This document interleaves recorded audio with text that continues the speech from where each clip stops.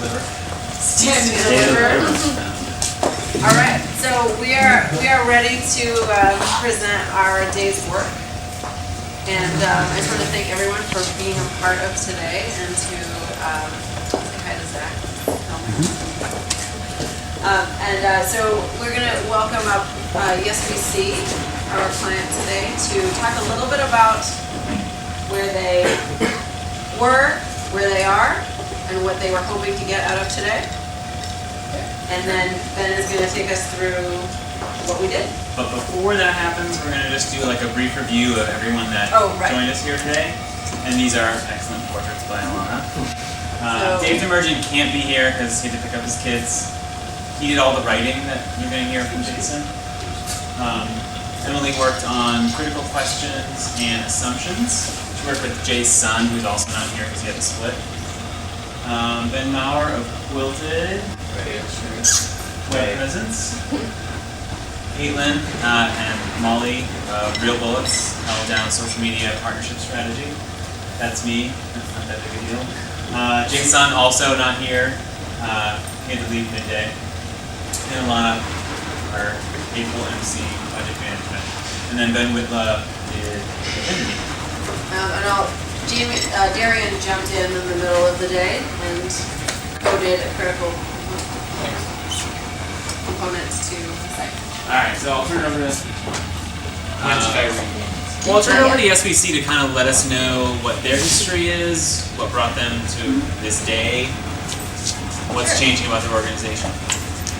Well, first of all, thank you every single one of you for being here. It really is such a tremendous honor and just a pleasure to be working with such brilliant minds. And I think it's just been a seamless collaboration, and I really look forward to what you have in store. So again, big thank you. But to give you a little bit of a background on Yes.We.Si, Yes.We.Si really organically formed when a bunch of friends who happened to be artists and musicians living in Boston met each other and started collaborating. Those collaborations quickly turned into guerrilla-style pop-up shows, parades, just human bursts of expression that we could not contain. And we're really kind of a remark on the fact that, a remark on what we wanted to see and what we wanted to make for ourselves, which was a inclusive, collaborative, creative environment. So after about 4 years, that evolved into a decision to open a physical space.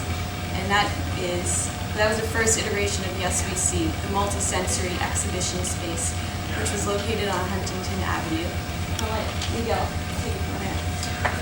And so, once we decided that we were going to open up a venue, a gallery space, we thought, like, well, how are we going to fill this? Like, we've been doing pop-up shows, but that's only a 1-night, 2-night, 3-night event. And now we're going to have something that's ongoing. And one thing that we noticed while we were doing our pop-up shows is that there were a lot of other people who were putting forth excellent independent efforts that were helping build Boston's creative ecosystem. And one of the things that we noticed is that it was a pretty stratified phenomenon. Like, you go to Somerville and they'd be like the Somerville crew. And then you go to JP and they'd be like the JP crew. And everybody had these niches, yet everybody was doing tremendous work. And we thought, okay, now we know what we need to do. And so we tried to create as much cross-pollination of creative talent and audiences as well. And so for the 2 years that we ran the gallery, that was kind of our mission, was to help artists cross-promote and also connect with buyers and promote the creative economy in that way. And after 2 years, I think Olivia and I started to get a little bit burned out of the space that we had. And we decided that it was time to step back and reflect on our experience and reevaluate the way we were going about accomplishing our mission. And that led to today, to be honest. Obviously, in preparation for today, we spent a great deal of time thinking about what we'd like to be doing going forward. And one of the things that Olivia and I knew we needed to do was to grow our team. And so on top of the amazing community of artists and art lovers that gathered around the creative happenings that Yes.We.Si was facilitating, we brought in Alex and Jason, who are helping us explore ways to grow this community and also pivot our set of activities. And I'll pass the torch on down the line to Alex.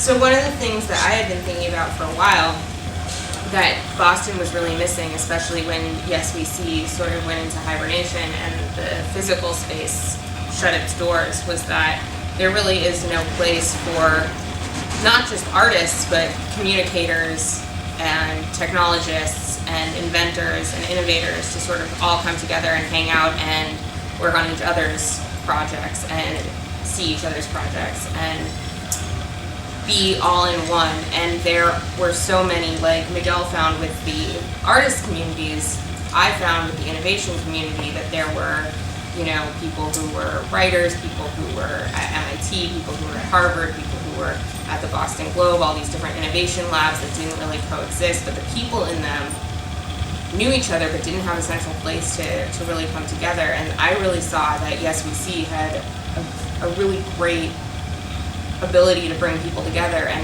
but the thing that space was missing was the thing that Boston has become really known for, which is technology. And I think that all of that is art. I think that all of that can be used to not only propel art but make it and share it. And so, you know, I was thinking that what I wanted to do was create a space where all of these things could come together, and it seemed that Yes.We.Si was the natural fit for that. And what else?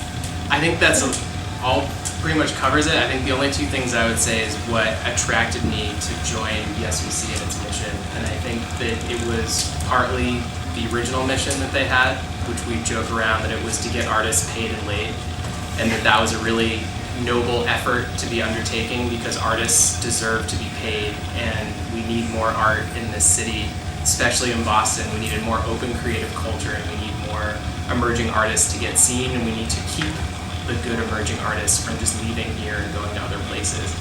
And then the second part was about this new mission that we're starting to undertake about showing corporations how to make money without being a dick. And I think that's the most simple way to put it, but it's really about teaching them how to be better corporate citizens and showing a new way forward when it comes to advertising and marketing, and even all the way down to how they communicate with their audiences and grow them. So those are sort of my two reasons for really being excited about this project.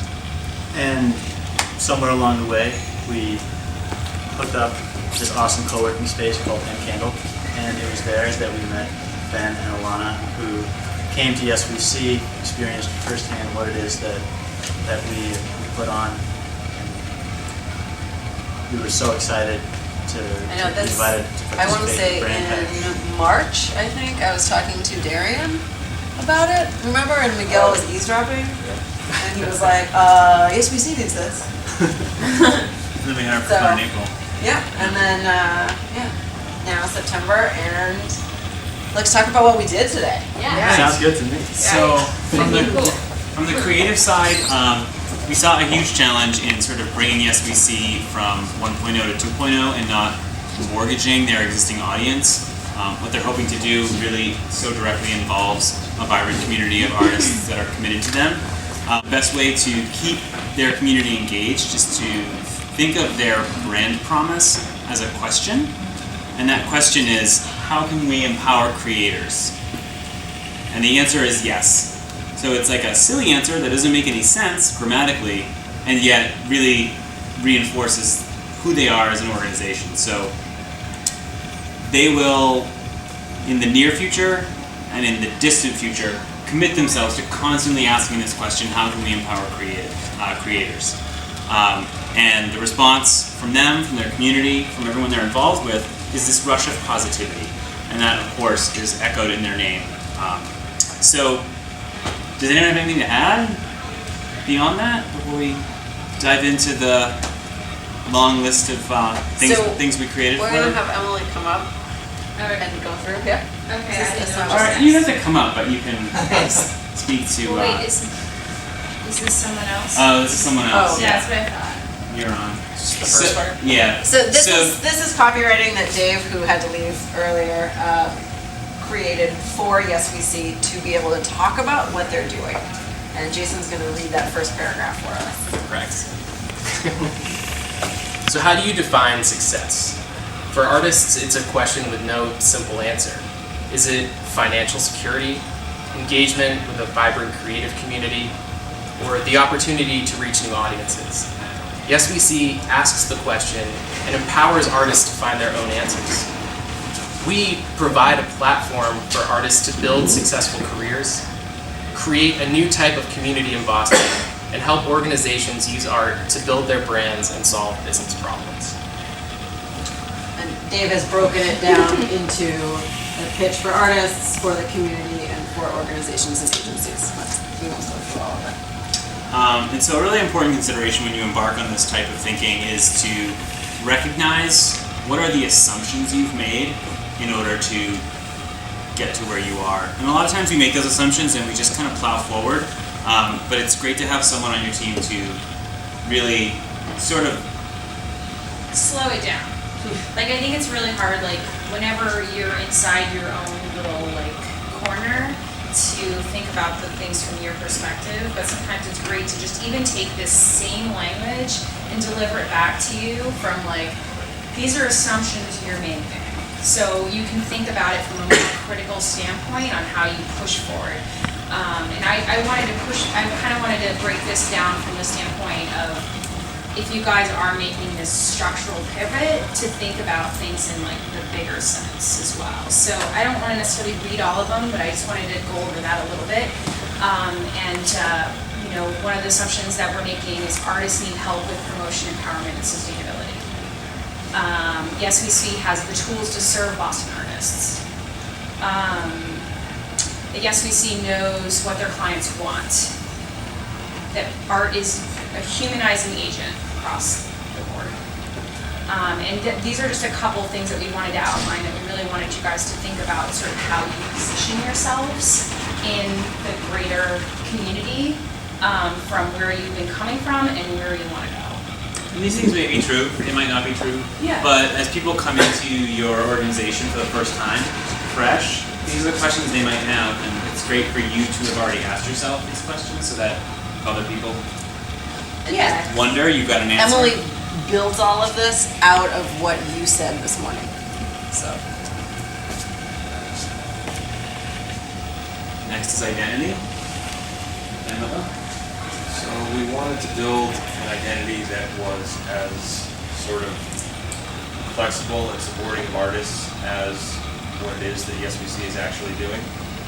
So we've taken the word yes and it's become a variable, it's become something that can change depending on what's happening. And I think it should always change, and different artists that you work with should be allowed to write the word yes. You guys, Yes.We.Si, should be allowed to write the word yes, and it should be something that grows with the organization as you guys grow.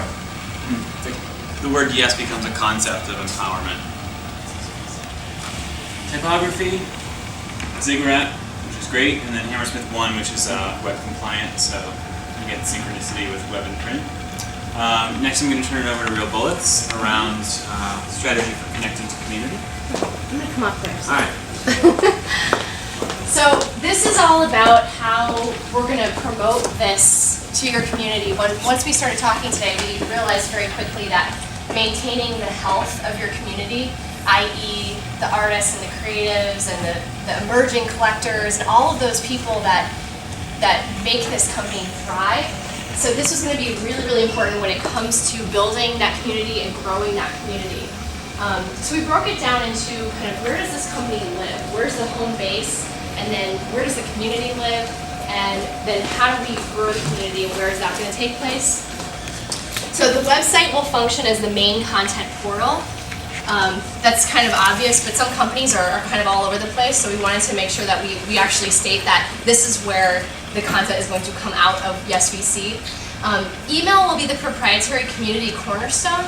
So we wanted to make sure that there's a component of ownership with the community, and that you have email addresses, that you have some way to contact this community that's so important. When brands come in and they want to work with you, you have to be able to say, we can talk to that community.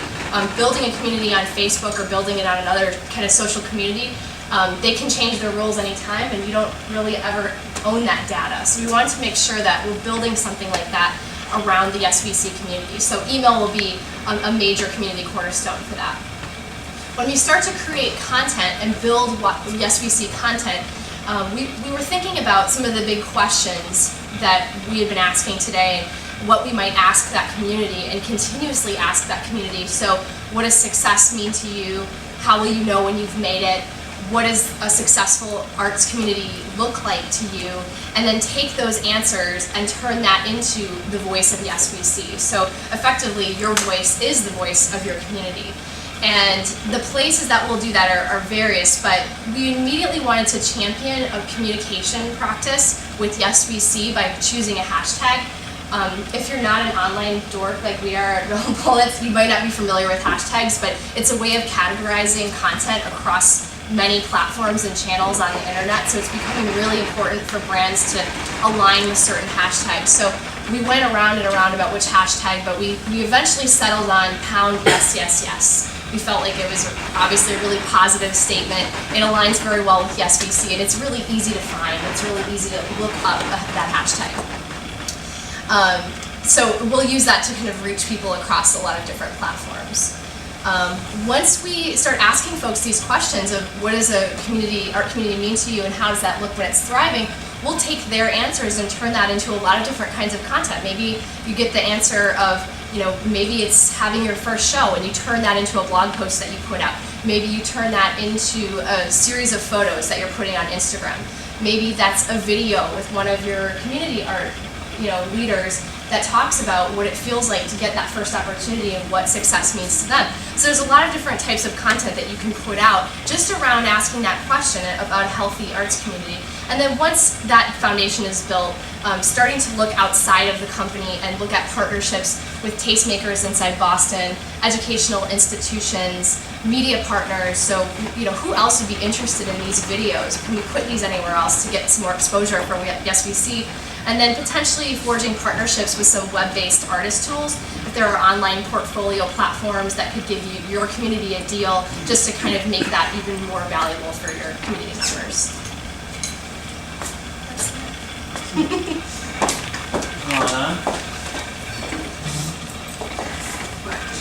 Should I speak to this? Yeah. I've been dying to photograph Yes.We.Si for a long time. I'm happy that it started happening today. So I wanted a casual, relaxed feel where we have a lot of different personalities in the mix. So sort of where we go with that. And then with the 4 founders, go for really intimate portraits that will be immediately recognizable and create trust when we're using them through LinkedIn or Facebook. So those are cropped to size. Now? Yeah, so I'm not going to read this whole paragraph, but the sort of core idea that I ended up with the web strategy is just a focus on engagement. So this really relates a lot to the social media strategy. But the whole idea is to really focus, at least the initial experience of the user, on engaging with Yes.We.Si. And so I think we can actually just go to the mock-up. So the first piece is we have this hashtag Yes.Yes that people will be sort of, Yes.We.Si will be putting questions on, and other people will be providing answers on to how artists, or how Yes.We.Si can empower creators. And so that will be a front and center piece of their homepage, and that will be continually refreshed with ideas and information from your community. So it really creates Yes.We.Si and sort of draws a line with Yes.We.Si as a community-driven organization. And then if you do sort of take the invitation to share your idea, we actually built a working prototype of piece of software that can let people tweet directly from the site with the hashtag. So engagement is, again, something that's really needed this way. And the other piece of the website is clearly like events are going to be important to Yes.We.Si, both during this period when you don't have a space and when you do have a space. So the other major piece of the site is physical engagement and actual community events. So that's another big piece of the site.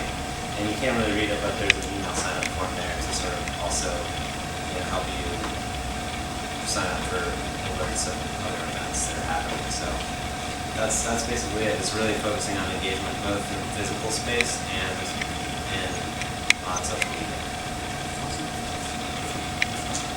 And then I'd like to finish off with questions, which is kind of like the other end of the spectrum that Emily also worked on. Analogous to the assumptions, these are the things that we kind of leave off with, things that Yes.We.Si should ask themselves moving forward as they develop, solidify their business plan. Yeah, and also one thing that we included in the package that's not here is that we developed a business plan strategy from a revenue standpoint. So they actually have some like tools to work with on how to get to the next level and to the next level. And some of these questions we asked were more about you guys sort of venturing in yourself and figuring out how you stand strong in these ways and what makes you special and separates you and defines you. And some of it is a little bit, kind of like based on the initial assumptions that we started with, but also kind of working through this process and figuring out your steps moving forward and how these are things that are really helpful when you're going to be positioning yourself in this transition. Yeah, there are questions to come back to whenever you're faced with a main decision. That's it. Yes.